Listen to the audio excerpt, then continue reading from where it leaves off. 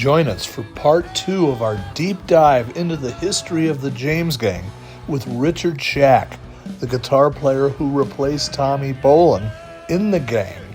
We'll explore the James Gang Newborn album, where Richard Schack and Bubba Keith replaced Tommy Bolin and Roy Kenner as the core creative members with Jim Fox and Dale Peters. Then we hit the road with Richard and the gang and take a look at some of the incredible classic rock acts they got to share the bill with.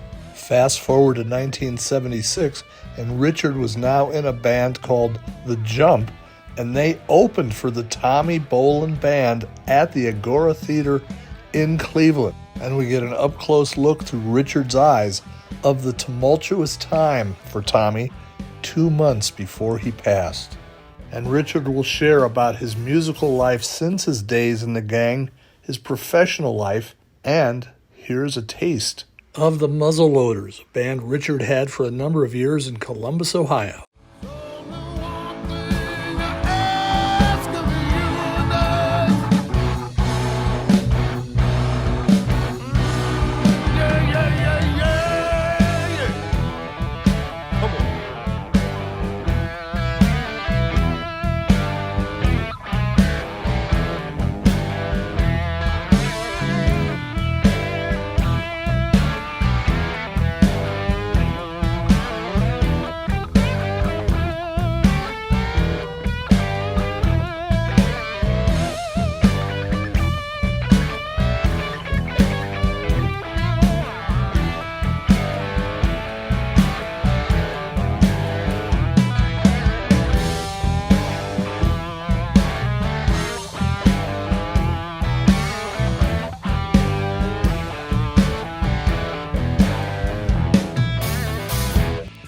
And here's an excerpt from James Gang Newborn, Merry-Go-Round. Sounds a little bit like the Doobie Brothers.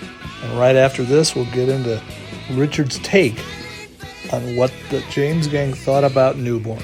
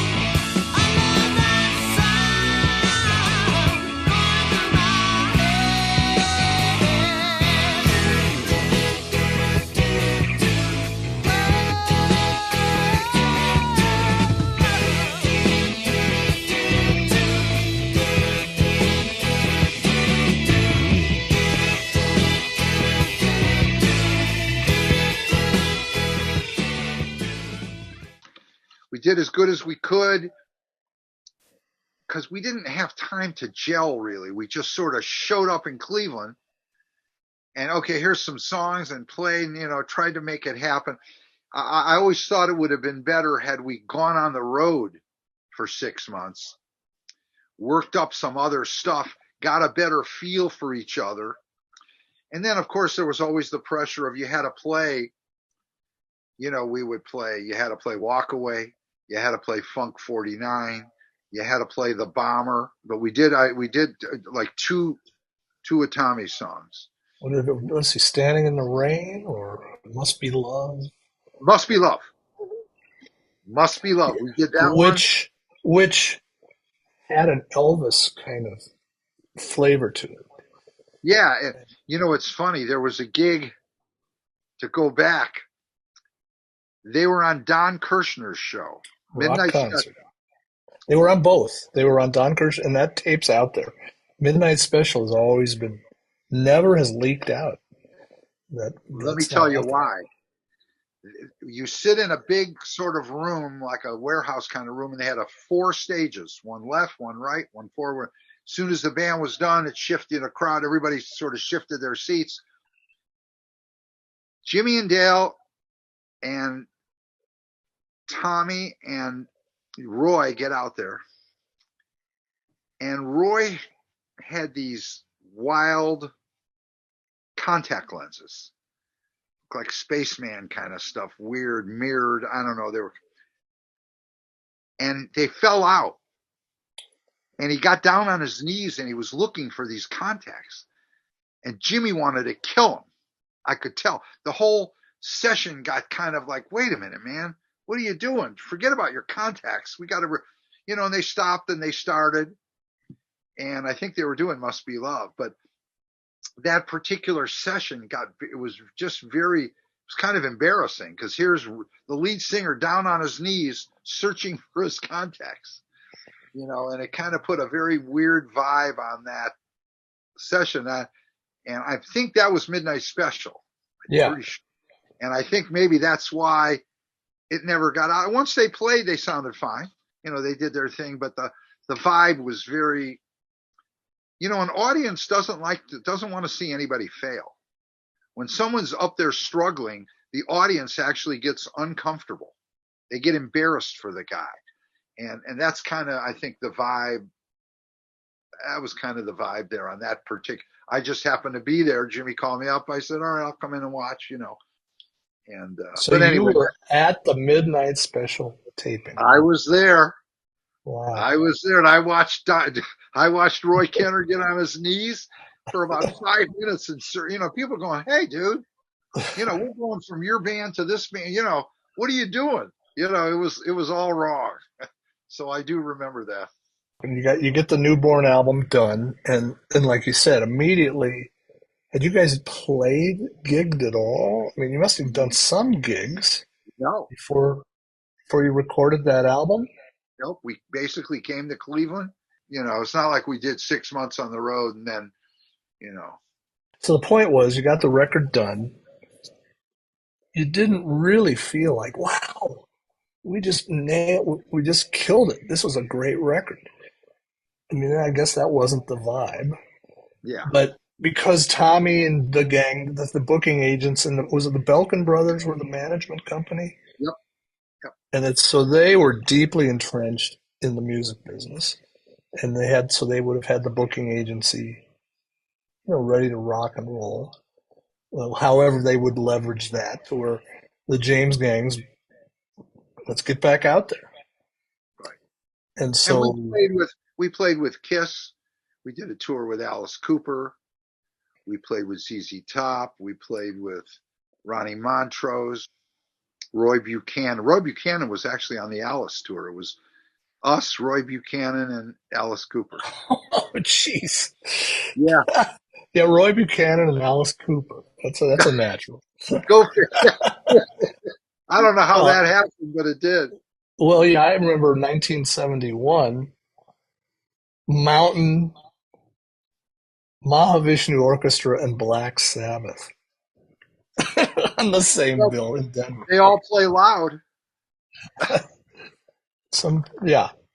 We played a gig with Leslie West, a couple of gigs in New Jersey somewhere, and he tried to buy my Flying V.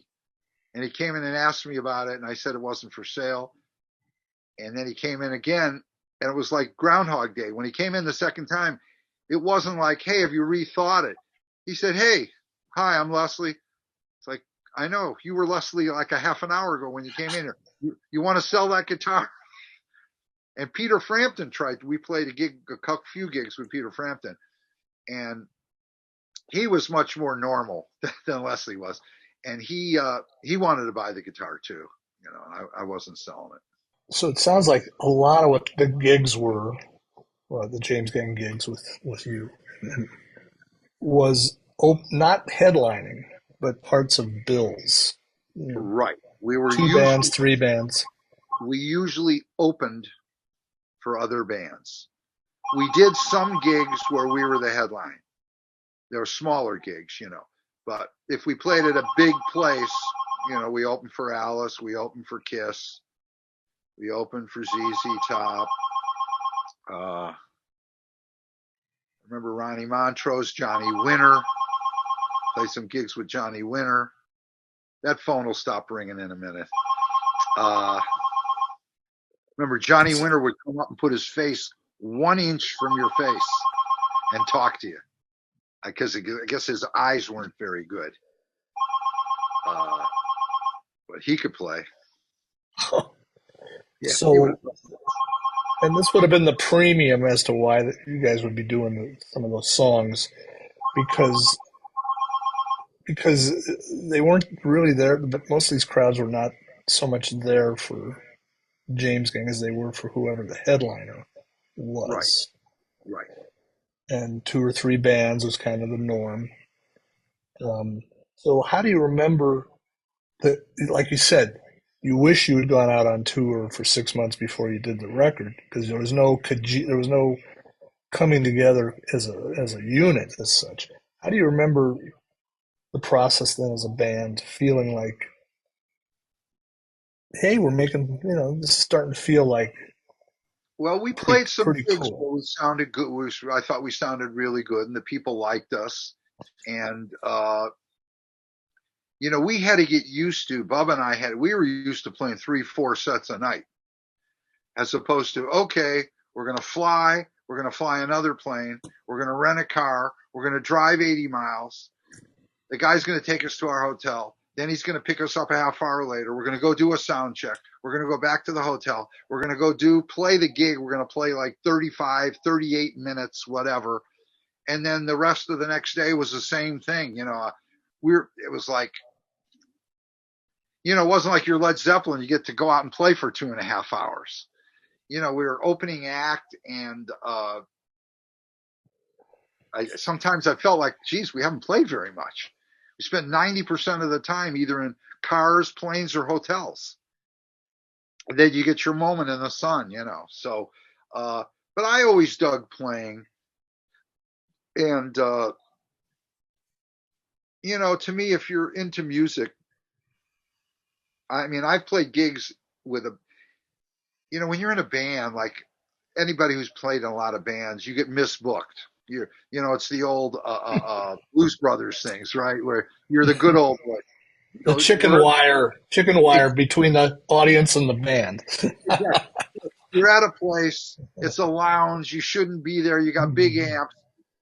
But at least while you're playing the song, whether the crowd likes you or not, you're communicating with other guys in the band, and you're into it, as opposed to like a comedian who tells a 15-second joke and somebody yells, "Shut up, you suck," So if you're into the music, you can always, because we've all played gigs where we shouldn't be at that club, but you get into it and you play your music anyway. And that's how I felt about it. So I always, for the most part, Bubba didn't get along good with Jimmy. They were just so different. Jimmy's this Jewish guy from Cleveland. Bubba was this kid from Texas. They were just on opposite sides of the planet. You could just tell that in the end, we weren't going to be a band for 10 years. It wasn't going to be that way. But I enjoyed it while we did it. And I enjoyed the gigs we played. We got to play with other, open for great, we did a whole Alice Cooper tour, Welcome to My Nightmare tour, which was fun. We all flew together in a turboprop, the band, the dancers, both bands. Alice had a 4-pack of beer with him at all times. No matter how many beers he drank, his guys kept refilling. They had a card game going all the time. So that was fun. There's stories. Wait a minute. There's stories from that airplane. I got a story for you. We were playing, I think it was one of our very last gigs in Providence, Rhode Island. There's a scene where Alice got his back to the audience, sitting out with his feet splayed, looking at a toy box which is a big hamper. And usually what happens is he sings, all my toys are gone, blah, blah, blah, blah, blah. And the thing opens up and a couple of dancers stick their heads out. They hand him a letter sweater. He puts it on and goes into school's out for summer. Well, we got drunk and Jimmy and I got in the hamper. So instead, he's singing the song. Remember, his back's to the audience. The hamper opens up, and Fox and I, here we are. I hand him his sweater. He picks his nose and wipes it on me. Alice Cooper does, you know. And then afterwards, I got completely drunk, which I'm not a drinker. I've never been a drinker.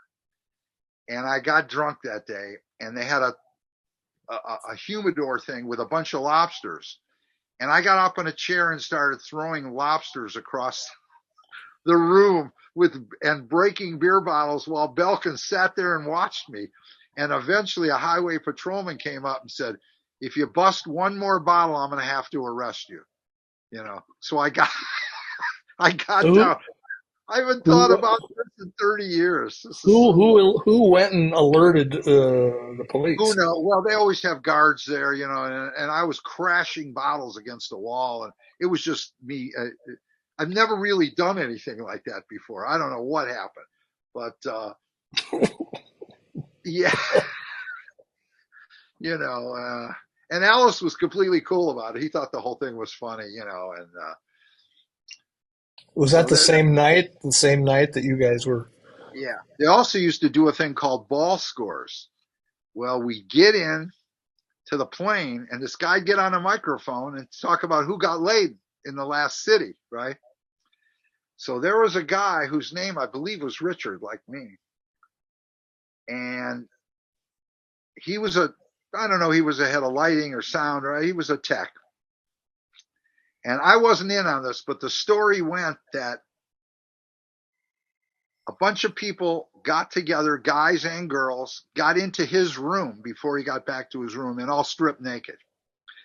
He walks into the room and here's, you know, a dozen people naked and he's ready to rock. He's ripping his clothes off. They go, no, you go take a shower. He goes in to take a shower. They all get dressed and leave.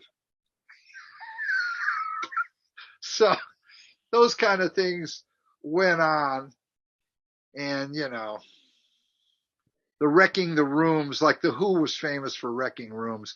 We did a little bit of that, but that got tiring quick. That was never my bag, you know.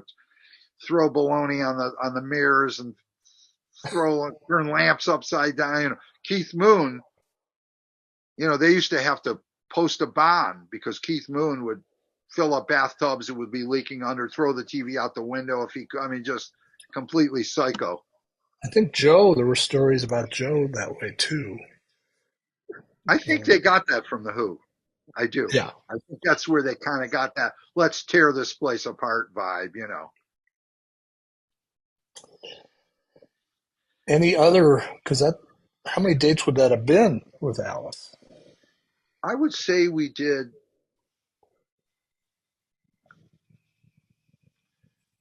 maybe 15, 16 dates, 18 dates. I don't know, something like that. It was fun though. And then the two guitar players, Hunter and Dick Wagner and I would stand on the side and watch Roy Buchanan when he did thing. You know, he was a guitar wizard kind of guy. And I remember we played a gig. Did you hang out with Roy at all? No, not at all. Wow. Not at So all. was he like in his own bubble? I think he had. I just didn't feel comfortable. I didn't know him, and you know, I think I told him I loved the way he played or something like that, but never, you know, anything much. I also remember us playing with Rod Stewart and the Faces, and they had all these good-looking chicks hanging around. And Rod Stewart was seeing, I think, Britt Eklund at the time. And she showed, and all these girls, you know, they're all good-looking and stuff. But when Britt Eklund showed up, those girls suddenly went way down the ladder. It's like, because she was a movie star, you know. And We also played with Jay Giles and the singer. Who was the singer Peter for Jay? Peter Wolf. He was seeing Faye Dunaway, so she was hanging around. So that was always fun. You see some. Some. I've always thought movie stars are the biggest groupies of them all because even though they're famous and they get to make movies and everything, they're not used to being in front of 20,000 people. And it seems like movie stars always want to be rock stars, and rock stars, of course, want to get in the movies. So it's a mutual, kind of thing. So within all this, the Newborn album is released, and what happened? Not a lot. I think we got an award for the best album cover that year because we had Salvador Dali on the cover. And Cleveland, there's a guy named Robert Morse, who was an industrialist who owned more Dali paintings than anybody in the world. And he had a building next to his company where you could go in and see all these paintings. So we went and we saw this painting. We said, we want to put this on the cover. He said, well, I own the painting, but I do not own the rights. So I think Jimmy and Bubba went to New York and found Dali and had him sign a paper, which he balled up. He signed something and balled it up and threw it on the ground. They went and picked it up and unfolded it. And that became the permission to use Geopoliticus man giving birth, or Geopoliticus man giving birth to the world. I forgot what it is. Well, we're going to show it. We're going to show it right now when we edit this together. Right, and it's a picture of a baby like pressing out, like he's inside the world, pressing out. And I think I saw a billboard. Somebody told me that it won some award. You don't usually get to have a master's painting on the cover of your album. So the album comes out, James Gang Newborn. So what were the standout tracks in your opinion from the album? I would say Driftin' Dreamer, Should Have Seen Your Face, and Earth Shaker. We seem to rock more. We have some slow songs on here too. Bubba and I, we were into writing like ballads and stuff too, so it wasn't all just, rock and roll. What can you say about the Belkin brothers? Just because they were the James Gang's managers. Well, they were the big shots in Cleveland because of the booking.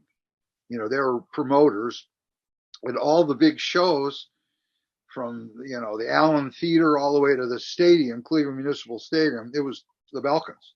Play That Funky Music, Wild Cherry, that was their band. And the James Gang, I mean, that was their main act. But they had big business going on at the same time, in spite of whether James Gang was happening or not, they were making a lot of money booking big time shows. And so, and the James Gang had done so well for that period that they were still going to hang in there and with whatever Jim could pull together. Yeah. And keep being part of the team. Right. Yeah. I mean, there was still money involved there. I think Belkin had a piece of Joe for a long time afterwards, too, if I'm not mistaken. So were the Belkins known for being kind of organized crime related or mafioso, unethical or anything like they ran with I remember a guy I knew tried to book this show. And they basically told him, if you book a show there, we're going to book a show on the same day. We'll let people in for free. They didn't want competition, but they ruled the roost as far as the Cleveland metropolitan area. As far as promoting the big shows, it was them. So Newborn comes out. You guys get put on these tours. You get to come out of the hamper right. with Alice. One time. And so then, did the air start coming out of the balloon at that point in terms of what happened? Then? It wasn't happening then. And then, like I say, Bubba wasn't really getting along with Jimmy. There wasn't one day where somebody said, we quit or you're fired or anything like that. It just, we were back in Cleveland. It looks like we weren't going to record again. And then I joined Freewheeling. I joined a local band, like a 6-7 piece band. And then Jimmy tried it again with a guy named Bobby Webb, guitar player. And they recorded an album with Bobby and I think Phil Giambardo, who was in the original James Gang. I think they came back and got him on keyboard, if I'm not mistaken. And I don't think much happened. For instance, I'll give you a good example. After Joe, there were 2 guitar players before me, Don Triano and Tommy Bolin. I go play a gig, people come and go, "Where's Joe?" It's like, "Joe?" I said, there's been 2 other guitar players since Joe, but that it's hard to break out of that because he was so, let's face it, he wrote all the songs, he played all the guitar, he sang the lead and the harmonies. Jimmy and Dale put down a rhythm track and that was about it. So when a guy is that ubiquitous, it's hard to come over that. They're just. I started a band with Phil Giambardo, and Dale produced us. We were called The Jump. We went up to Canada and recorded. Nothing. We never got signed, but we played some cool gigs. And with that band was the band I said we opened up for Tommy's band. Was when he played the Agora. The Private Eyes album had just come out, literally, and Columbia Records was really geared up behind it, and they were out getting radio airplay. So let's go back to that night in Cleveland at the Agora, and Tommy Bolin Band's coming through Cleveland, and you obviously, The Jump was the opening act, and you already had awareness of connection on some degree with Tommy. So can you kind of dredge up as much you can remember about that day as possible? I can remember that, telling the guys in the band, and Dale was there because he wasn't playing with us, but he probably mixed us.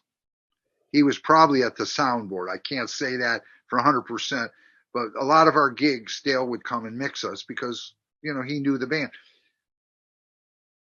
So I assumed Dale talked to Tommy, it had to be, but I didn't see that. But I remember going into the dressing room and, somebody said, "Okay, can I help you?" I go, "Well, I know Tommy a little bit, and so they let me in. Hey, Tom, hey, man, how you doing?" He was very nice and everything. But I remember they came out and he kicked ass, and the band kicked ass. What do you remember? I just remember that I remember telling somebody in my band, he said, "How is he?" I says, "Oh, they're ripping it up." I remember, I really thought they were tearing it up, and I focused mainly on Tommy, and Tommy was playing his ass off, and I remember thinking, yeah, I just remember a lot of cooking music and a lot of good guitar, and I always liked the way he played. And then I remember him being upset about something. I haven't the slightest idea what, but is this after the show? After the show, he was crying and he was extremely upset. And I have no idea why. And I sort of looked in and got out of, it wasn't my business. And I left, but that's what I remember. Him cooking and him being upset. So you were like, they were in their own dressing room and you were like going to just go say goodbye or whatever. Yeah, something like that. Maybe our dressing was near his, and I was going to go in. I was like, whoa, okay. And he was yelling. I think he was crying. I think he was yelling at someone. I have no idea if it was because of the music, if it was something personal. I really, and was he on a bad road right there at the end? Like there was a lot of issues, and a certain percentage of them were with his management.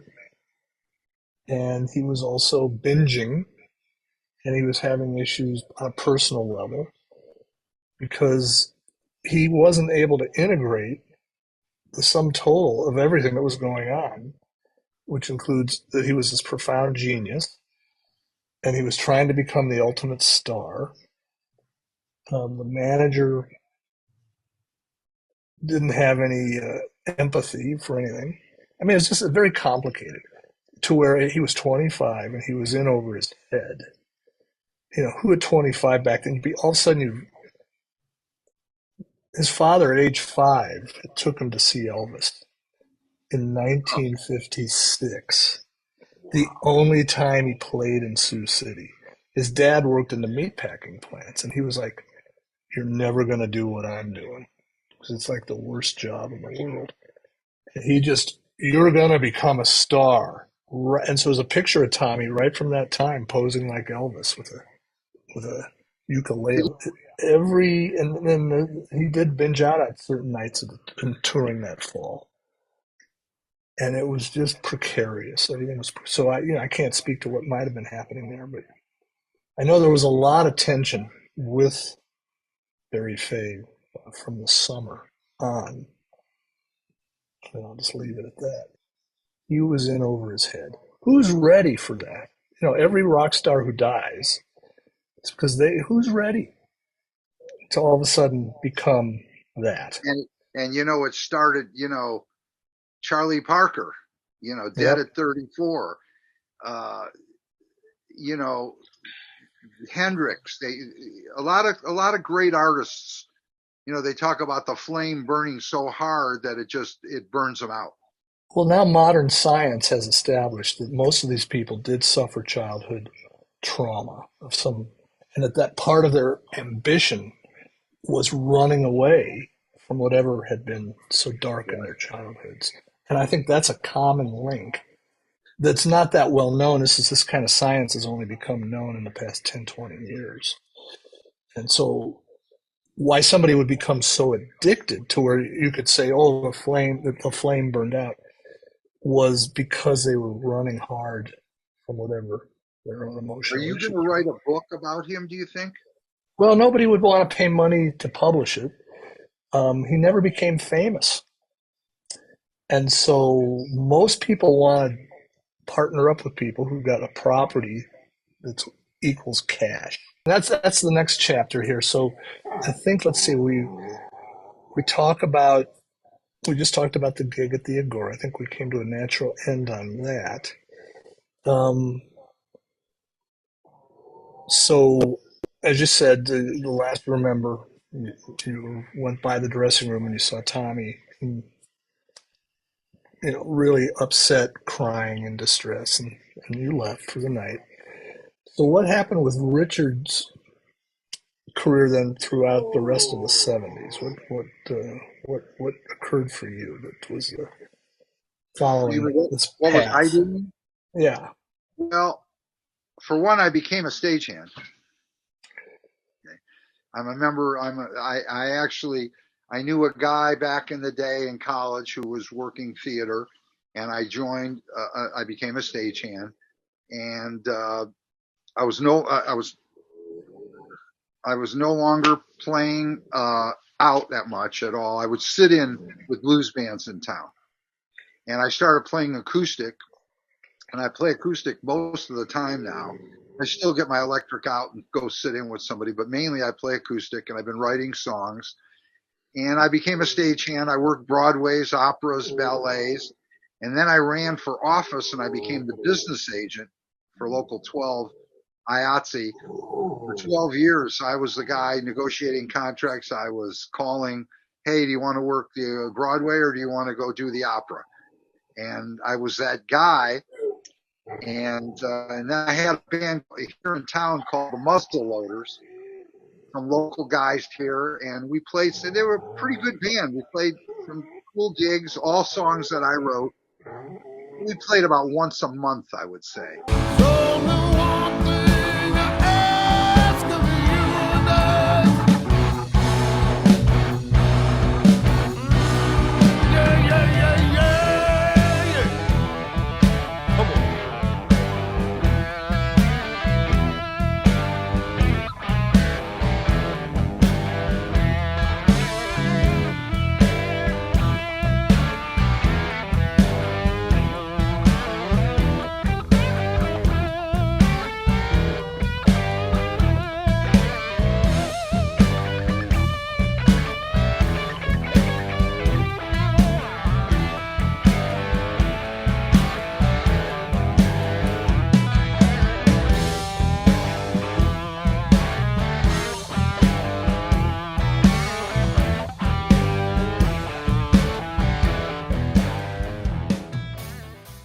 since then, it's just I write songs. I have a group of guys down in Athens, Ohio, that have been playing for years. They're kind of on the countryside, but because John Borchard plays pedal steel, and he and I have played some gigs where he has a pedal steel, he has his electric guitar.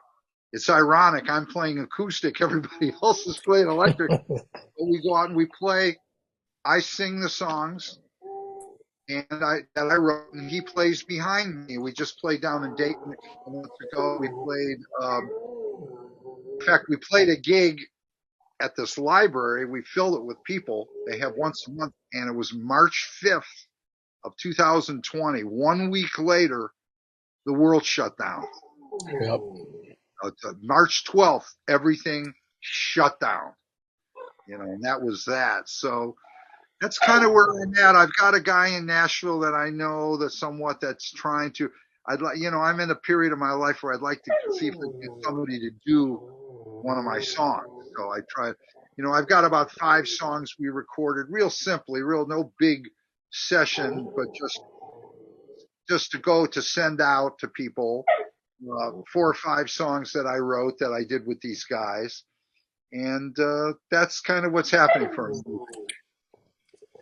So when you look back, you had a front row seat and you had a chair on the stage back in the 70s, from the late 60s up through the late 70s. How do you look back at that era, both in terms of from a historical perspective, but also your own personal perspective? I think more time was spent back then working on songs. Now everyone has a recording studio in their house. Everyone can come up with, all these sounds. They can do all this stuff. But where's the beef? Where's the beef? I don't, Procol Harum and Moody Blues and all these great, great bands, The Cream, Hendrix.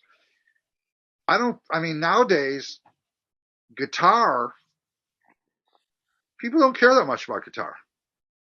The great guitar virtuosos, you listen to what's happening today, it's all digital, it's all synthesizer or whatever it is. You don't hear big guitar solos anymore. It's just, now it may come back, but it's just right now, as far as pop music goes. So for me, I think I've met a number of young people. When I say young, younger than me, not kids, but 40, 45-year-olds who grew up on their parents' record collection. Oh man, I love the Kinks and the Yardbirds and the Rolling Stones and the Moody Blues and the Who and all this. I remember my son kind of poo-pooing the Beatles and everything and the Who, and then he'd play me some Green Day, and I'd say, Garth, let me show you where he got that. And I played him a song. He goes, that sounds just like that song. I go, yeah, man. I say, we all have our influences, and so I think we've lost. I hear a lot of sameness in music. Good sounds. The sound of the record is good, but very few. They're not writing Bridge Over Troubled Water anymore. I don't hear it. I don't hear the songs that the Queen wrote. These great songs that stand the test. There's a reason people are still playing Bach and Beethoven. They stand up, and some of that great stuff, I don't hear it. Maybe I'm an old fogey. And I want to hear new stuff. I'm not a guy who listens to a bunch of old stuff. I know it. I've heard it. I'm open to hear stuff, but I don't have a lot knocking me out. And I want to be knocked out. Like I'll watch the Grammys on Sunday, and I know eventually it'll be somebody will come out with 50, with 32 dancers around them and a bunch of lights and nothing real. What's her name? I like her, Billie Eilish. Oh yeah, Billie. But her also, in terms of, she's who's doing the nationwide commercials. Oh, the actor. Yeah. Right. Yeah. She's a pretty great guitar player. Yeah, she is. She's pretty cool. And there are a few cool acts out there. Billie Eilish I really liked. I thought, okay, Here's an original.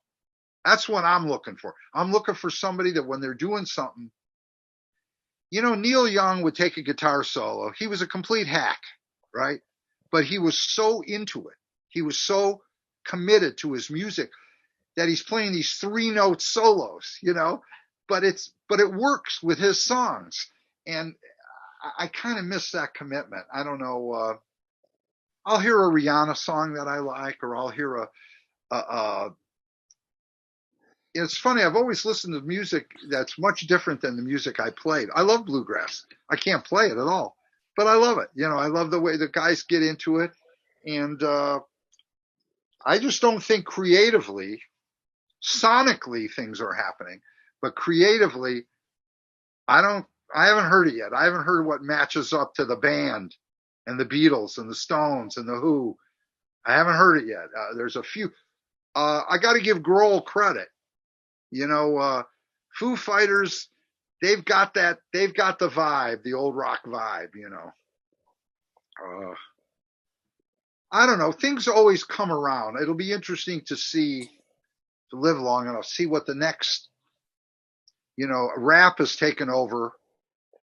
I mean, it's huge. They sell out these arenas here, 20,000 seats for all these guys that I basically hardly have ever heard of. And it's amazing. And but just DJs yeah, coming and doing their thing.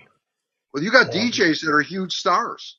Oh, I know. And Red Rocks now. Records, and he's a worldwide star spinning records. It's amazing. So guitar was always the thing you wound up having be your instrument back in the day. So what are your thoughts about Tommy as a guitar player? A great guitar.